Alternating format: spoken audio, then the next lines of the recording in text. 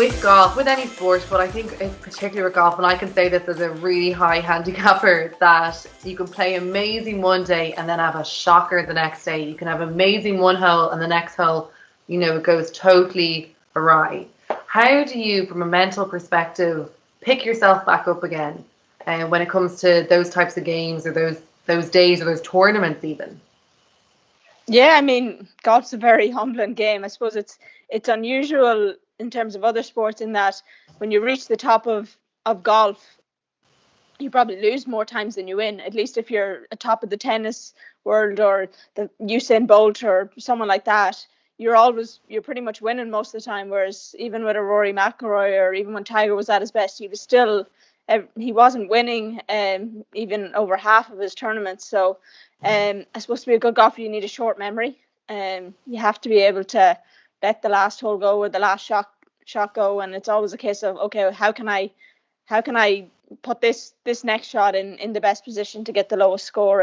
And it's easier said than done.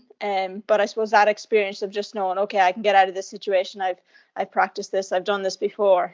I suppose that confidence in golf for me always came from knowing that I'd done it in practice, knowing that I'd hit that shot hundreds of thousands of times in practice, knowing that I could pull it off. I'm fascinated by reset and staying in the moment. And one of the things that I noticed in golf, and having watched a lot of golf, is that golfers have different little techniques, little things that they do to reset. Something that I was taught was, after you've hit a bad shot, take a step away and practice your swing. Have either of you got any little techniques like that to bring you back in the moment or reset? I think someone told me one time, and it was something I've definitely tried out in the course, was trying to count 30 or 60 in multiples of 3.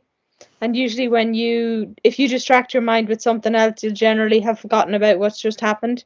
Or even trying to sing a song in your head. You kind of have like a little playlist in your head. If you can sing like 30 seconds a minute of like your favorite song, it generally, as long as it's not like a real depressing or rock and roll song that's going to kind of put you into a bad mood anyway, or kind of raise your kind of adrenaline levels anyway, you should be fine. I suppose it often helps too if you're kind of playing in a group with somebody that you get on well with, somebody that you can have a chat with. It's amazing the difference it can make.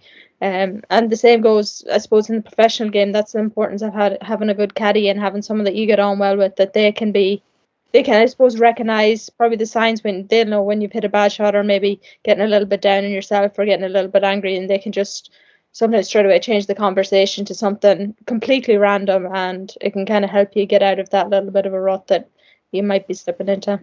Leona, what about you? I suppose our college coach Dan Brooks at Duke, he was a genius at it.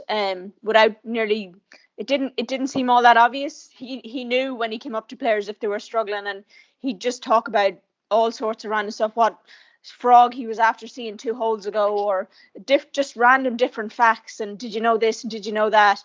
And the girls would be baffled by what he was saying. Why is this relevant? But in his way, he was distracting them from what had just happened.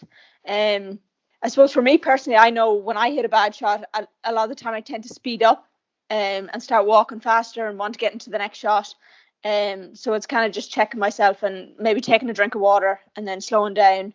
Or I know my caddy Gary, he might pull out a banana or do something, or ask a question just to stop me from tearing off down the fairway after my ball. So yeah, I would definitely agree with Lisa in that a good caddy will definitely recognize the signs and be able to sort of snap you out of it. How do you go about picking a caddy, and how long do you stay with the caddy? Like, how does that all work?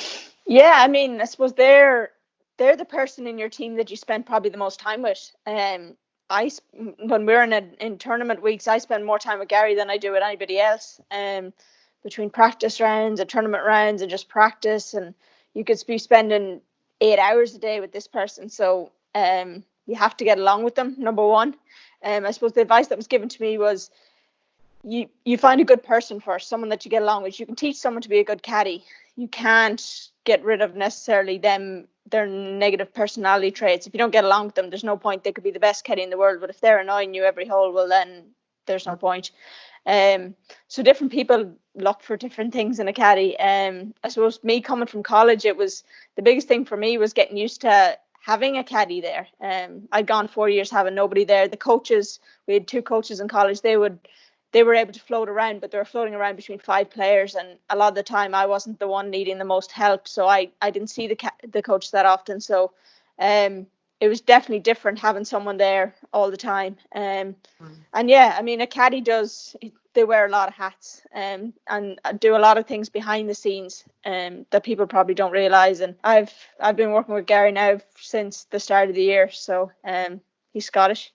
So it's been working well so far. I think Scottish and Irish are quite similar in that regard. So he gets my humour and can understand me a little bit, and thankfully his accent isn't too thick.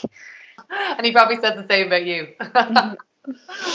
A lot of the Americans, they'll hear us talking, and then I suppose we both speak so fast and not all that loud. So yeah, some of the Americans have a tough time. He has a problem with, when, I don't know, maybe it's like a Calvin thing. If you're answering like yes to someone, you're just gonna go. You kind of like take a deep, like a breath in almost. You don't actually say the word. He thought for a while. He said he lived for a while in Drogheda, and he said he noticed it down there too. And then he thought for a while that some people had like a breathing problem. He couldn't. He said he had forgotten about it until he came to work with Leona again, and she kept doing it. And I think we were on about the 12th hole before he got up the courage to ask what was the story with it. But are you talking about people go like, yep, that's like I'll never respond to a question with yes. I go yeah. And he started to do it now, which is quite funny, and I'll point it out to him. That's a really good insight, especially I suppose for anyone who's not massively familiar with the game and maybe just getting into it. But I mean, Lisa, you had to make a really difficult decision a couple of years ago. Tell us about that journey. Who helped you to make the decision, and how did you know it was the right one for you to make? Yeah, I suppose it's never easy, I suppose, to make kind of the bigger life decisions. I suppose it's something that you don't want to make too rashly or too hastily. But at the same time, I think when the time comes around, I think deep down you kind of know it yourself. I suppose I enjoyed my time in college golf. I'd had a successful amateur career. I probably knew in my hearts of heart that golf probably wasn't trending as far up as it had done in previous years. So it was a bit of a gamble to turn pro at the time after college, but it was still something that I felt I wanted to do and give it a good go. And I did it for 2 years, but I suppose towards the end of last summer, I kind of sat down with everybody, coaches, mum and dad, Mark over at Modest, and we just kind of had an honest kind of discussion about it. An honest discussion of where I thought everything was at, where they thought everything was at, where my goals were at. And ultimately I felt it was the right time to kind of step aside and kind of move on to something else. I suppose down through the years I've always probably prided myself on whatever I wanted to do. I wanted to do it well. I was always very concerned with giving everything 100%, 110%. I never wanted to do anything kind of half do anything, whether that was golf or school. So I suppose it got to a point where it was very frustrating for me to give kind of 110% to something and to not kind of be getting the same results back or the same results that I'd expect to get back. So yeah, I suppose that for me, I felt like the decision kind of made itself somewhat. Golf was still a huge passion of mine. Sport was a huge passion of mine, and I never wanted it to get to a point where I resented a game that had given me so much. I still think golf should be a sport for life, and I suppose I always considered that even if I didn't play it professionally or competitively, that I still wanted it to be something that I could play socially with friends. I suppose it still has a huge part to play in a lot of business. The lessons you can learn from golf is still incredible down to the years. It can teach you so many things. Yeah, so Leona, you had a decision to make when you were in Duke around going pro or finishing out your degree. How did you make that decision? It definitely wasn't one that was made overnight. There was a lot of late night phone calls back and forth to Dad, because we were over in college at the time. A lot of meetings with my coaches over there, talks with Shay and my coach on the phone as well. And I suppose it was just a case of maybe taking a sort of more long-term perspective. I think I was in such a rush to get on the LPGA tour and want to play professional golf, that I kind of lost track of how great Duke was and sort of the environment I was in at the time. And when I sort of sat down and took stock of all the great things that Duke had to offer, it was not a case of why should I stay, it was a case of why should I leave here earlier than I need to leave here. And that kind of became apparent when it was getting closer to the time where I needed to decide. And I was in Coach Brooks's office, and he marched me over to the director of athletics office, Dr. White, and he kind of sat down and talked me through all the options and sort of what it meant to be a Duke athlete and the value of getting a degree from Duke, and just kind of stressed the importance of looking at that long-term picture. I think in sort of all sports right now, people are very quick to specialize early, and everything's just in such a rush. See people maybe turn a pro when they're 15, 16 in golf, and then 5 years later they're nowhere to be seen. And I suppose it was a case of sticking to my guns. I've always done everything in quite a methodical way, making sure I worked my way up the levels, sort of achieving everything at every junior golf, amateur golf, college golf, all the way through that. And me and Shane have worked to quite a plan on that. And it was one of the meetings we had actually with, it was John, our assistant coach, kind of sat me down and he said, I don't think you've won enough in college golf. Deadly serious. And that was 2.5 years in. I think I'd won 4 times maybe. And straight out said, you haven't won enough.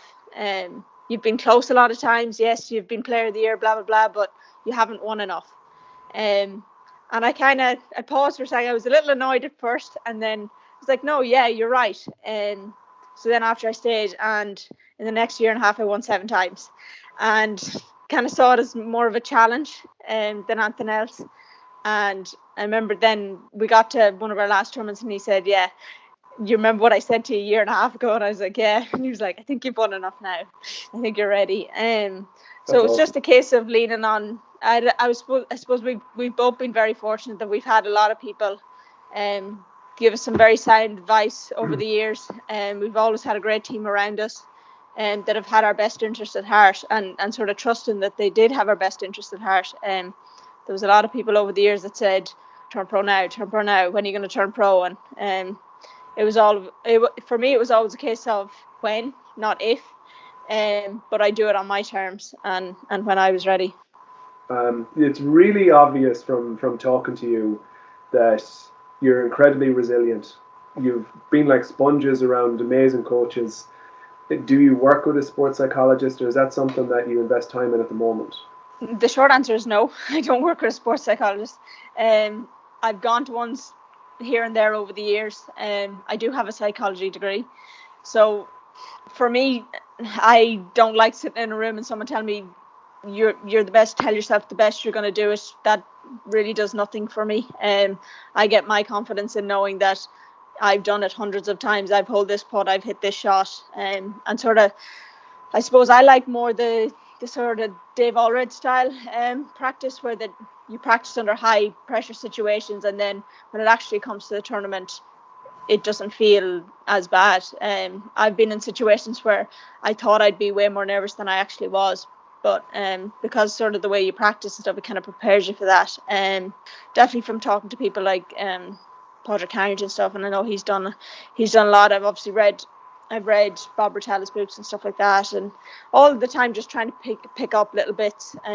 I do like Alistair McCaw's podcast, Champion Minded, and stuff like that. So there's stuff like that. You're definitely learning all the time, in one capacity or another.